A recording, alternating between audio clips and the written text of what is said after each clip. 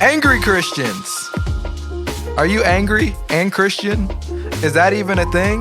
Well, we're going to talk about it today. Quality people, this is the quality life. Make sure that because we trying to spread practical religion. Now, Corey Minor is a fella that runs a fella. I've never used that in my life.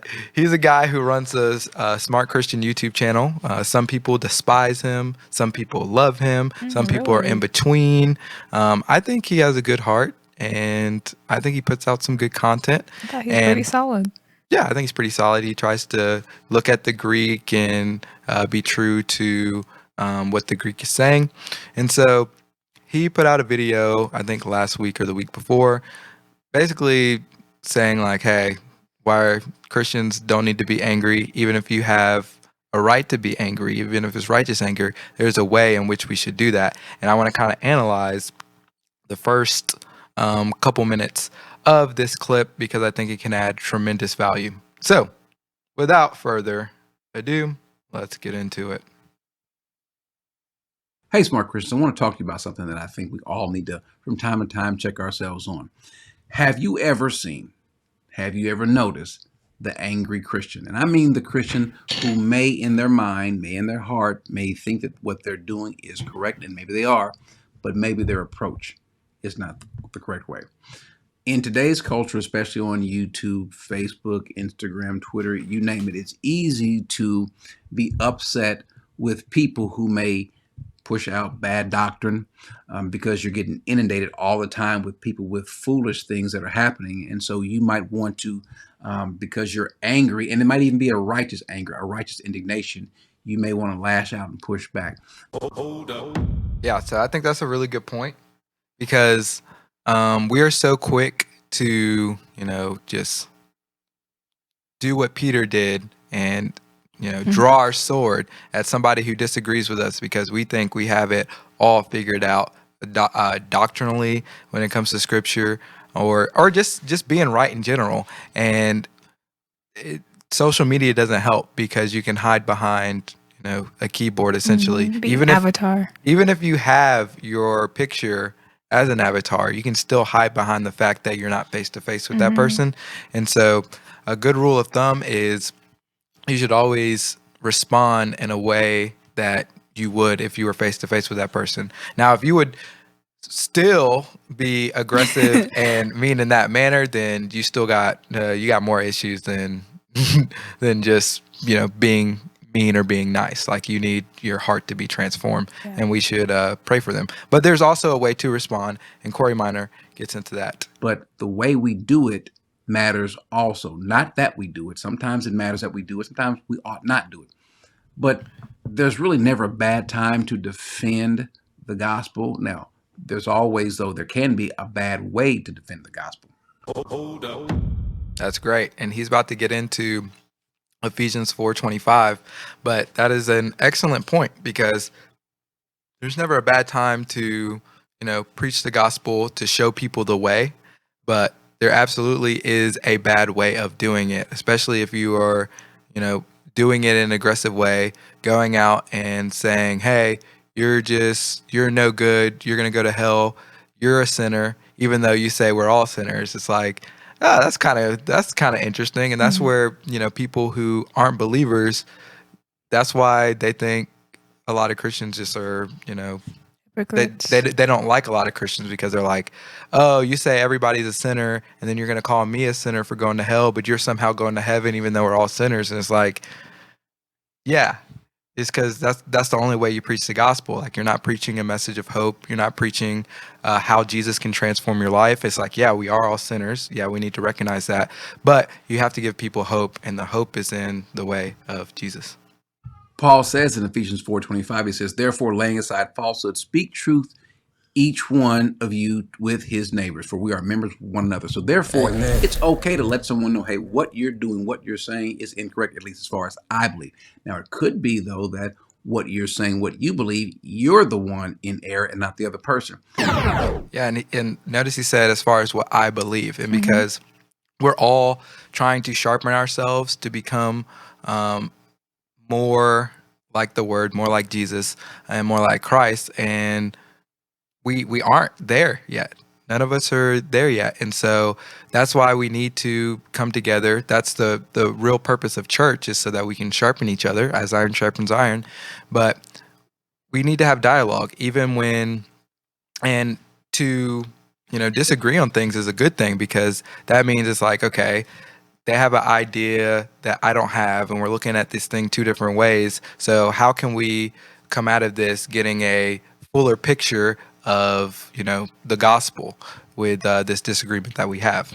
Yeah, and I think it could be more beneficial to ask a question or ask thought-provoking questions rather Right. than trying to invoke your own ideas or beliefs on Right. somebody. That Exactly. way that conversation can happen.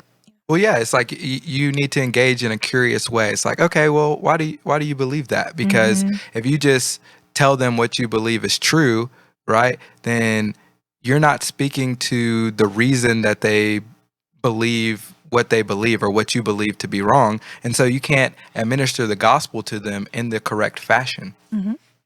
But it does matter how you approach the person. It does matter what you say, how you say. Our knee-jerk response, it should not be to attack or destroy the person, but should be to build the person, to correct the person. But sometimes we start at the highest level of intensity and then hopefully work our way down if the person agrees publicly or privately, but more importantly, if they agree quickly. The quicker they agree, the less of our ire they'll receive. But there's a reason why we're saying this now. There is a difference. There is a difference between talking to the person who is a false teacher, false prophet, a wolf, versus the person who is being deceived by them. When we do, So he's saying there's a difference between talking to, the person who is a false prophet and the person who is being deceived by the false prophet. And I think, of course, like they're in two different positions. So yeah, you would approach the situation in a different manner. But what we are trying to do is the same, essentially. You would approach it in two different ways, but at the end of the day, we are trying to steer that person in the way of Christ by administering the gospel. That doesn't mean we do it in the same way, because again, these two people are in error in different ways, right? But the aim, as far as what we are attempting to do, is to spread the gospel. so we need to remember how we do it. And by the way, it doesn't really matter if it is the person who has evil intentions or the person who's just not sure, just maybe ignorant of what's happening. Paul says this. He says, let no unwholesome word proceed from your mouth, but only such a word as is good for edification. Now, that doesn't mean it has to be a really nice, soft word. Sometimes it can be a stern word. But the point is to edify. The issue is this. When you come with guns a-blazing and with knives out, the person sees that, hears that, feels that. What is their natural inclination? Right. It's our purpose should be to edify in everything, like every engagement that we do when we're administering the gospel, whether, somebody's coming at us, just in a very rivalrous way where they're just like, yada, yada, you Christians, we should still approach it by saying, like, how can I edify this person? I mean, there will be a point where you're just like, okay, like I just need to leave this situation. It's not good for anybody. But when we're engaging with people in anything that we do, it's like, how can we edify? Because if we draw our swords out like Peter, right, Christ is going to tell us, hey, put your sword back. Chill out. Yeah, chill out. It's like, that's not the right way to fight this battle, in a sense. Their natural inclination is going to be to do two things. One, to be defensive, to protect themselves of what's coming. And then two, to push back with the exact same force. What if you do so and you're in the wrong and they push back with the same force? Well, you're not going to like it. No one will. Now, a good rebuke, if it's godly, amen. But we need to remember how we do so. Saying something strongly does not mean because you say it's strong or you think that you're strong, doesn't mean that it's sanctified. That's not mean.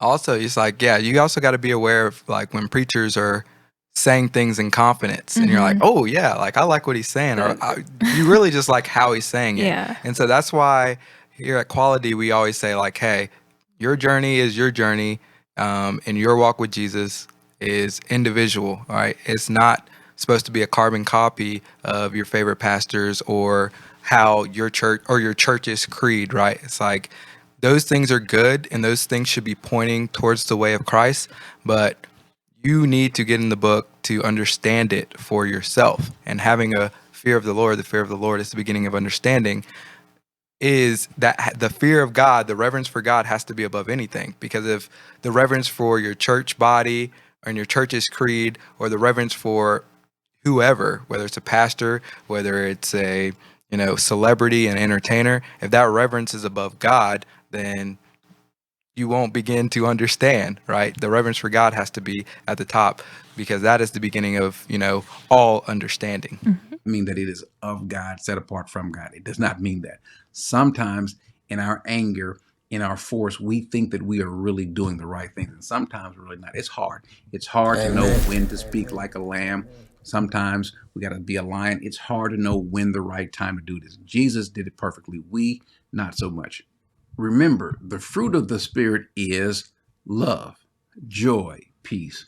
Let's remember peace. It's okay to be at peace with people that we disagree with. Patience. You remember patience, the way God treated you, how God treated you, what he used in treating you with patience. Kindness, goodness, faithfulness. These are the characteristics that comes out of an actual believer. Gentleness, self-control. Raging at people all the time does not show self-control. Against such thing, there is no law.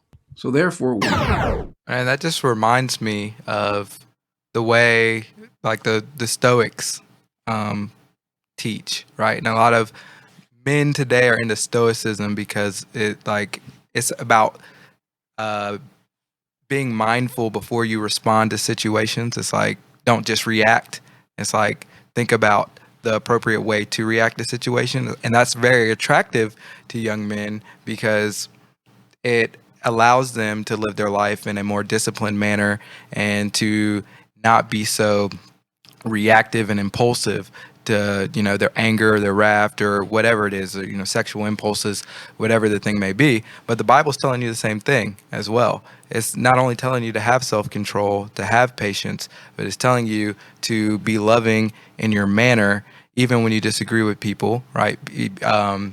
Be kind to people, and just that is the fruit of the Spirit. That is what's going to lead to a fruitful life and a fulfilling life. we ought to try to emulate that, even when we're dealing with bad doctrine. Now, that should be the first thing that we're looking at, not necessarily attacking the person, but attacking the doctrine that the person is speaking of that might be heretical.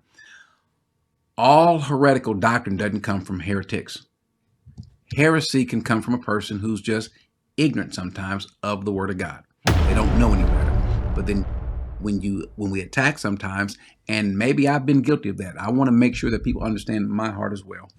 That if I say something, if I say it a little harsh, and it does the one thing that I don't want it to do, which is to push someone who might be listening away, well, then I apologize. We should all be willing to admit that there are going to be times where you say things or do things not in the best light. As Christians, first and foremost, you need to be humble. Recognize that at some point in time, it's going to be on you. The attention is going to be on you. But when you are the one putting the spotlight on someone else, your motives matter as well. How you handle things is just as important to God as that you handle things. And so that's where I wanted to end it. How you handle things is just as important to God as how you handle. Wait,